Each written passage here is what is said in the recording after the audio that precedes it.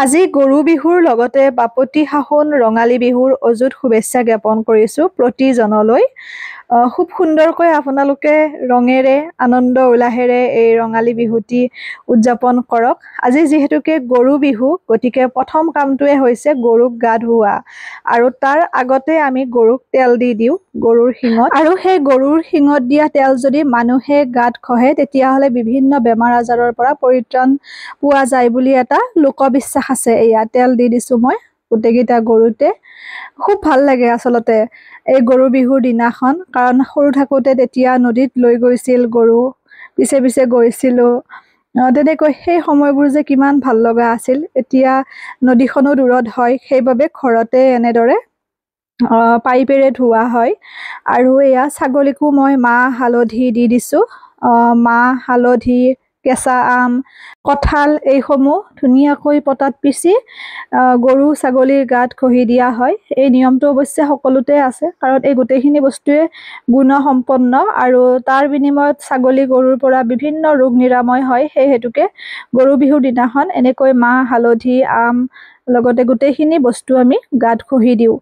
এতিয়া আমি গৰু ছাগলী ধুৱাই দিম, যদিও গৰু বিহু ছাগলীকো ধুৱাই দিয়া হয়। আৰু বিভিন্ন ঠাইত লাও বেঙেনা চাট মাৰি বনাই পেলাই গা ধোৱাৰ আগতে খুৱাই দিয়ে, কিন্তু আমাৰ ইয়াত সন্ধিয়াহে খুৱাই দিয়া হয়। লাও বেঙেনা তেনেকৈ হালধি থেকেৰা সেইবোৰ চাট মাৰি বনাই সন্ধিয়াহে খুৱাওঁ। আৰু সন্ধিয়া বৰধোৱা দিয়া হয় বিভিন্ন উদ্ভিদেৰে, বিহলঙি, মাখিয়তী, তেনেকৈ বিভিন্ন ধৰণৰ হাতীসুৰা এইবোৰ উদ্ভিদ লগাই বৰধোৱা দিয়া হয়। গৰু অহাৰ আগে আগে আমি দিওঁ, আৰু সেই ধোৱাটো গৰুৱে দেখিব নাপায় বুলি এটা বিশ্বাস আছে। আৰু আজিৰ পৰা বিচনীৰ ব্যৱহাৰ হয়, সেই ধোৱাটোত বিচনীৰে বিচি দিয়া হয়।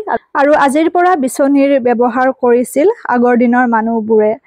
এয়া দেখিছেনে, পোৱালিটো পিছে পিছে আহিছে। কিন্তু ছাগলীকেইটাই মানে গা ধুবৰ কাৰণে অসুবিধা পোৱা নাই বা অশান্তি কৰা নাই, গৰম পৰিছে যে। এয়া এতিয়া গৰুক ধুৱাই দিম। সেই সময়বোৰ বৰকৈ মিছ কৰোঁ। সেই যে নদীত গা ধুৱাবলৈ নিছিলোঁ, কিমান ভাল লগা আছিল। মই কিন্তু নদীত নমা নাছিলোঁ। ঘৰৰ পৰা কেটলি এটা লৈ গৈ নদীৰ পৰা পানী আনি পাৰত গা ধুইছিলোঁ। সৰুৰ কথা আৰু, যেতিয়া সৰু আছিলোঁ দেউতাহঁতৰ পিছে পিছে গৈছিলোঁ। নদীখন দূৰত, আমাৰ ওচৰতে নহয়।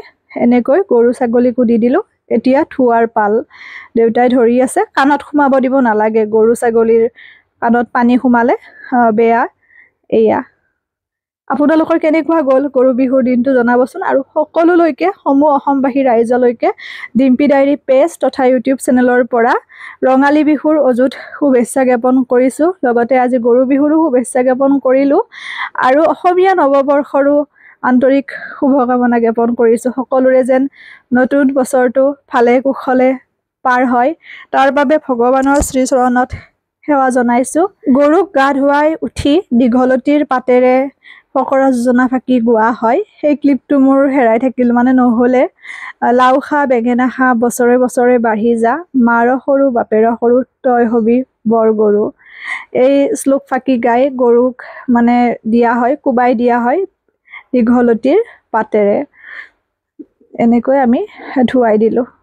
দেউতা তিতিয়ে গ'ল, একো নহয়, কাৰণ গা ধুইছোঁ যিহেতুকে আমি সকলোৱে, বা দেউতাও গৰুক গা ধুৱাই মেলি নিজেও ধুব। এয়া এনেকৈ আজিৰ গৰুক গা ধুওৱা পৰ্ব আমাৰ শেষ হৈ গ'ল ইমানতে। আপোনালোকৰ কেনেকুৱা গ'ল দিনটো জনাব, আৰু কেনেকুৱা প্ৰস্তুতি প্ৰতিদিনে যাতে ভালে ভালে পাৰ হয়। বাপতি সাহোন বিহু বুলিলে এটা সুকীয়া আমাৰ মাদকতা, নহয়নে? আমিয়ে এই পৰম্পৰাসমূহ ৰাখি যাব লাগিব, বা আমি ৰাখিলেহে উঠি অহা প্ৰজন্মই দেখিব সেইবোৰ। যিহেতুকে প্ৰতিটো বিহুৱে আমাৰ কৃষি কৰ্মৰ লগত জড়িত, চহা কৃষকসকলৰ এইটো খুব আনন্দৰ এটা উৎসৱ বিহু। কাৰণ কাতি বিহুত আমি লক্ষ্মী দেৱীৰ ওচৰত প্ৰাৰ্থনা জনাওঁ যাতে খেতিডৰা ভাল হয়। তাৰপিছত মাঘ বিহুত আমি বিভিন্ন পিঠা পনা বনাওঁ, খেতি চপোৱাই অনাৰ পিছত ন খোৱা হয়। আৰু বহাগ বিহুতো ঠিক তেনেকৈ প্ৰকৃতিৰ এটা বিহু, নহয়নে? আনন্দ উৎসৱৰ এটা পৰিৱেশ। বিহুৰ কিছুদিন আগৰ পৰাই এই প্ৰস্তুতি চলে যিসকলৰ ঘৰত গৰু ছাগলী থাকে। অৱশ্যে ৰেডিমেডটো কিনিব পায়ে বাৰু, কিন্তু এইটো অকণমান বিশেষ এটা সুকীয়া, ঘৰতে পঘা বনোৱা হয় মৰা পাতেৰে। মই ইমান নাজানো, মই এনেই এবাৰ প্ৰেক্টিচ কৰিছোঁ আৰু দেউতাই বনাইছে, দেখিছেনে কিমান ধুনীয়া হৈছে। আৰু এই পঘাটো বহুত অহা বছৰলৈকে যাব, তাতকৈও বহুত দিন যায়, খুব ভাল হয়। প্লাষ্টিকৰ পঘাবোৰ ব্যৱহাৰ কৰিলে গৰু ছাগলীৰ তাত বহুতখিনি ৰিস্ক হয়, কাৰণ পটককৈ পিছলি যায়, তেনেকৈ বহুত গৰু ছাগলী অনিষ্ট হৈছে, মৰিছেও। গতিকে এই পঘাটো যদি আমি গৰু ছাগলীক বান্ধো তেতিয়াহ'লে কোনো ধৰণৰ অসুবিধা নহয়। এইটো কি বুলি কয় ক'বচোন, যিটোত আমি পঘাটো মেৰিয়াই পেলাই পঘা বনোৱা হয়, কি বুলি কয় জনাব। দেউতাই বনাই আছিলে, দেখিছে কিমান ধুনীয়া। শেষত পুনৰবাৰ ৰঙালী বিহুৰ আন্তৰিক শুভেচ্ছা সকলোলৈকে।